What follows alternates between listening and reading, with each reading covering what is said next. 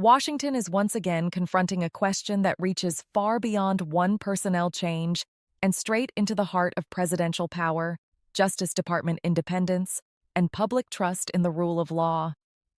President Donald Trump has dismissed Attorney General Pam Bondi after just 14 months in office, abruptly ending the tenure of one of his most loyal political allies and handing temporary control of the nation's top law enforcement agency to Deputy Attorney General Todd Blanche, the former Trump defense lawyer who helped represent him in the New York hush money case and in federal criminal matters.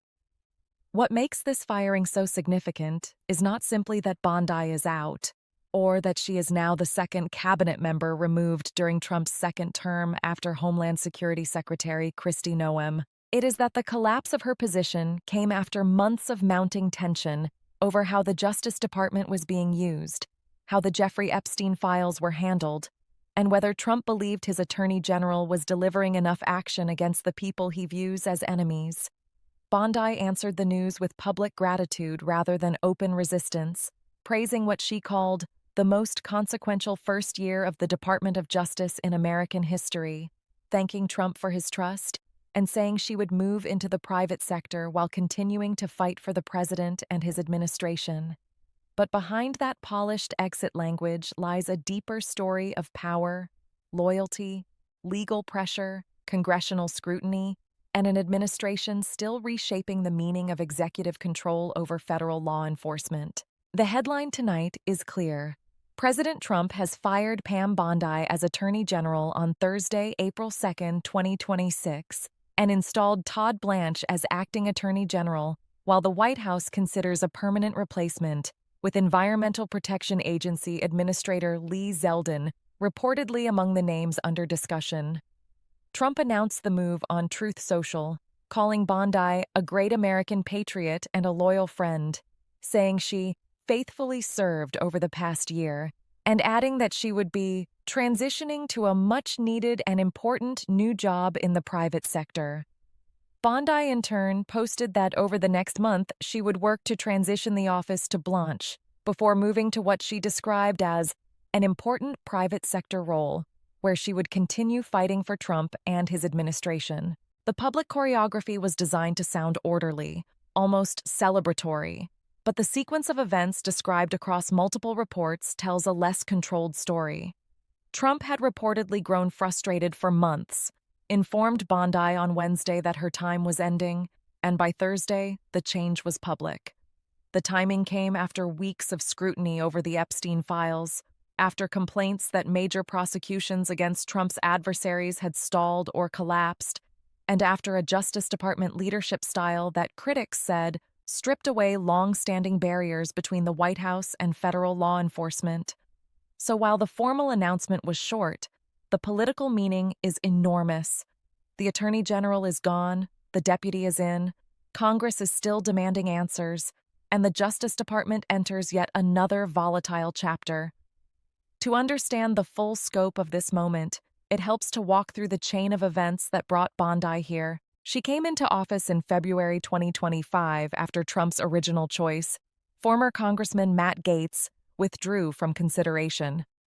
A former Florida Attorney General and a frequent television defender of Trump, Bondi arrived with a tough-on-crime reputation and long-standing ties to the president, having served on his defense team during his first impeachment and aligned herself with his political battles for years. Once in office, she moved fast. She defended sweeping personnel changes, backed investigations into figures Trump had publicly criticized, and oversaw a department that critics said no longer even pretended to keep political distance from the Oval Office. Trump praised her repeatedly in public, and Bondi often praised him right back, but problems accumulated beneath the surface. High-profile cases involving former FBI Director James Comey and New York Attorney General Letitia James were thrown out after a judge found the prosecutor involved had been improperly appointed. Other efforts involving Democratic lawmakers and top officials either stalled or failed to produce charges. At the same time, Bondi's handling of the Epstein files became a persistent political wound. Early statements raised expectations that dramatic disclosures were coming, including references to material supposedly on her desk. Later, the Justice Department said a widely discussed client list did not exist. Binders labeled Epstein files, handed to conservative influencers, drew ridicule when they produced little new information. Congress then forced broader disclosure through the Epstein Files Transparency Act, but even after millions of pages were released, criticism continued over redactions and the exposure of victim information. The matter became so serious that the House Oversight Committee subpoenaed Bondi for a deposition, and despite her firing, that legal and political obligation has not simply disappeared. There was also a human drama to the final hours that makes this story feel less like a planned transition and more like a political fall. Reporting described a president who still liked Bondi personally, but no longer believed she was executing his vision the way he wanted. Sources said Bondi tried to save her position by appealing directly to Trump and his advisors. Trump publicly kept up the praise, yet privately, the support had eroded. Bondi had traveled with the president to the Supreme Court the previous day for the birthright citizenship arguments and attended his primetime White House address on the Iran war, all while the internal decision to remove her was already hardening. When the news broke, she was in Florida on a previously scheduled trip. Then came her attempt to define her own legacy.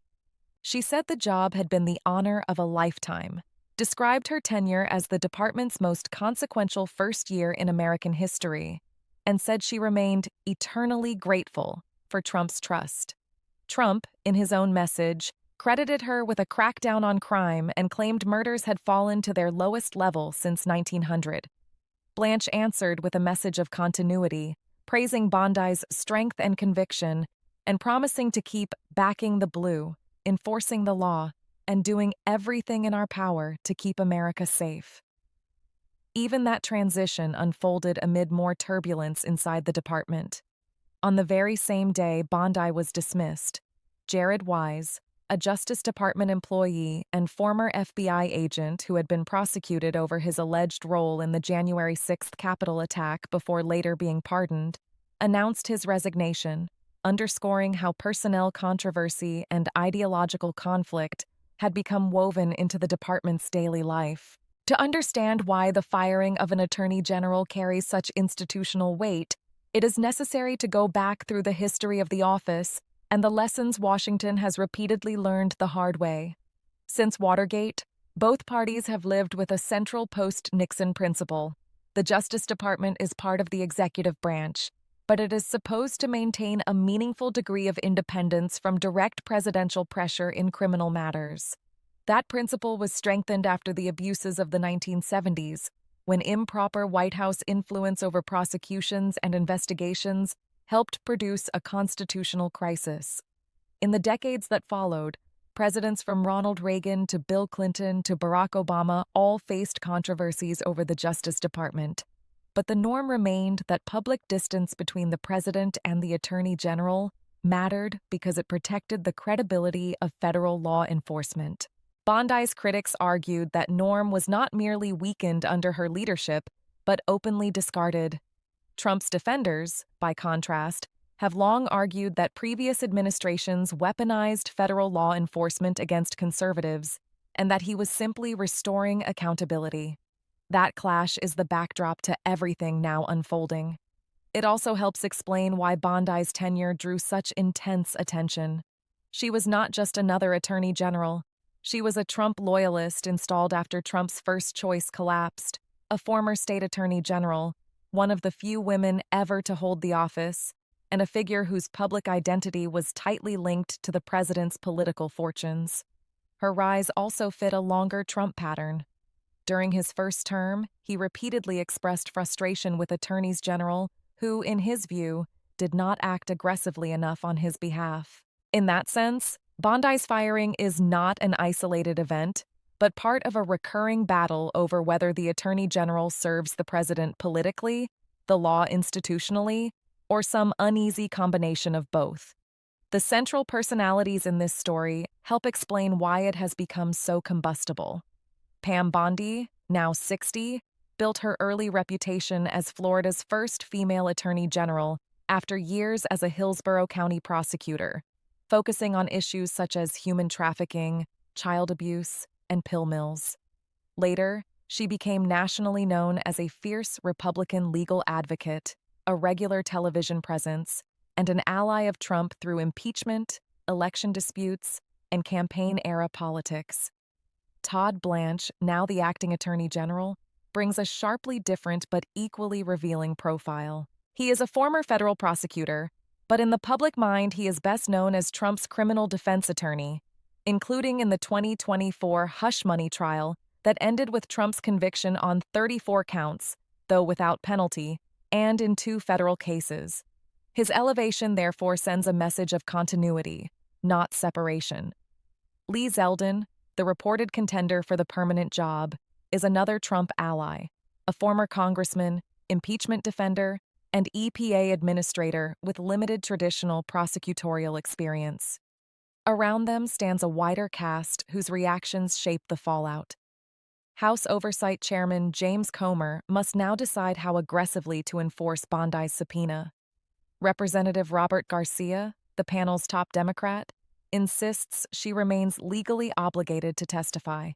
Senate Judiciary Chairman Chuck Grassley has praised Bondi's responsiveness to congressional oversight and signaled readiness to move a new nominee. Epstein survivors and their advocates, including attorney Gloria Allred and survivor Jess Michaels, have framed Bondi's exit as overdue while expressing little confidence that the next leader will necessarily deliver better transparency. And over all of it is Trump himself, the decisive force in Bondi's rise and fall. A president who values loyalty deeply, rewards public combativeness, and has now once again shown that loyalty alone is not enough if he believes results are missing. The impact analysis stretches across nearly every layer of American public life. Politically, this is a warning shot to every remaining cabinet official that Trump's second-term standards are immediate, personal, and unforgiving. Bondi was not an ideological moderate or an internal dissenter. She was one of the president's most faithful public defenders. If she can be removed, then everyone else knows the margin for failure is thin. In Congress, the firing sharpens partisan conflict rather than settling it. Democrats say it confirms that Trump wanted a more aggressive Justice Department, not a more independent one. Some Republicans, meanwhile, supported Bondi's departure largely because of the Epstein fallout, and now want the next Attorney General to release more material and press harder where Bondi did not. Legally, the move intensifies questions about whether the department is operating as an arm of presidential grievance or as a constitutional institution. If Blanche, a former personal defense lawyer to Trump, becomes the face of the department for any extended period, those questions will only deepen. Economically, the consequences are less about stock market spectacle and more about legal predictability. Businesses, banks, universities, nonprofits, media companies, regulated industries, and state governments all care whether the Justice Department's investigative priorities are stable, professional, and legible. When major cases collapse, career lawyers depart, and leadership changes suddenly, compliance planning becomes harder and institutional confidence erodes. Socially, the impact is fragmented but real. Epstein survivors see this through the lens of trauma, redaction failures, and delayed accountability. Trump's base sees it through the lens of whether promised disclosures and promised prosecutions are actually happening. Career federal lawyers see it as another test of whether law can still stand apart from politics. Internationally, allies and adversaries alike watch these shifts as measures of American institutional strength. A country that asks others to trust its rule of law traditions is always judged by whether its own justice system appears durable, professional, and insulated from raw political retaliation. In that sense, Bondi's firing is not just a Washington drama. It is a stress test of how the United States presents the integrity of its legal system to itself and to the world. Analysts across the political spectrum are reading this as both a failure of management and a reveal of presidential intent. One school of thought says Bondi fell because she mishandled the one issue that would not go away: the Epstein files, where expectations were raised, transparency was promised, and the department never regained control of the narrative. Another says the Epstein matter was only the most visible symptom, and that the deeper cause was Trump's dissatisfaction with the pace and success rate of investigations against his adversaries. Both interpretations can be true at once. The public reaction has reflected that split. Democrats answered her exit with sarcasm, celebration, and renewed warnings that the department has already been badly damaged.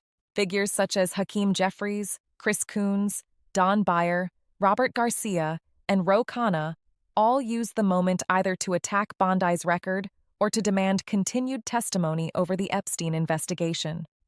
Republicans were more restrained, but hardly united in emotion. Chuck Grassley praised her service. Rick Scott and Lindsey Graham offered warm tributes. Thomas Massie and others focused instead on what the next Attorney General should do with the Epstein material. Survivors' voices added perhaps the sharpest moral edge. Jess Michaels said Bondi had the chance to do right by trafficking survivors and failed. Gloria Allred called the departure long overdue. Some survivors described the firing as karma, while also warning that replacing one leader does not amount to justice if the underlying failures remain. Even broader media coverage has reflected that duality: part scandal, part constitutional argument, part personality clash, and part referendum on whether Trump's promise to remake the Justice Department is colliding with the limits of courts, law, and public patience. This also fits into a much larger pattern from the last 2 months. Kristi Noem was pushed out of Homeland Security only weeks earlier, showing that second-term volatility at the cabinet level is not hypothetical, but active. At the Justice Department, meanwhile, the last several months have been defined by firings, voluntary departures, congressional clashes, failed or blocked investigations, and continued scrutiny over the weaponization working group, ethics questions, staffing turmoil, and the erosion of long-standing guardrails. Bondi had already been subpoenaed by the House Oversight Committee, and the committee had separately received a private briefing from Bondi and Blanche in March. The department's release of millions of pages tied to Epstein did not calm Congress. Instead, it produced bipartisan anger over redactions, omissions, and victim exposure. Meanwhile, administration allies openly floated alternative personnel plans, including possible moves for Bondi and the prospect of Zeldin as a replacement, showing that succession planning had already become part of the conversation before the firing was public. So what comes next? First, watch the subpoena. Bondi had been ordered to appear before the House Oversight Committee on April 14th, and the key question now is whether Comer and the Republican majority keep that demand in force. Second, watch the White House choice for a permanent nominee. If Trump moves quickly on Zeldin or another close ally, the Senate confirmation battle will become a referendum on the future independence of the department. Third, watch Blanche himself. He says the mission will continue, but the courts will determine how far continuity can actually go. And finally, watch whether Bondi's exit changes anything in substance on the Epstein files, or whether it becomes what critics fear most: a dramatic personnel reset that leaves the underlying disputes unresolved. In the end, Pam Bondi's dismissal is about far more than one official losing one job. It is the story of a president still trying to shape the Justice Department into an instrument fully aligned with his political vision, a department struggling under the weight of turnover and mistrust, a Congress still demanding answers over Jeffrey Epstein, and a political system once again debating where loyalty ends and law begins. Bondi leaves office after 14 months, insisting she led a historic first year and thanking Trump for the honor of serving. Trump sends her off with praise while making clear that praise did not preserve her position. Todd Blanche steps in with promises of continuity. House investigators still want testimony. Survivors still want accountability. Senate Republicans prepare for the next nomination fight, and the country is left with a familiar but unresolved question.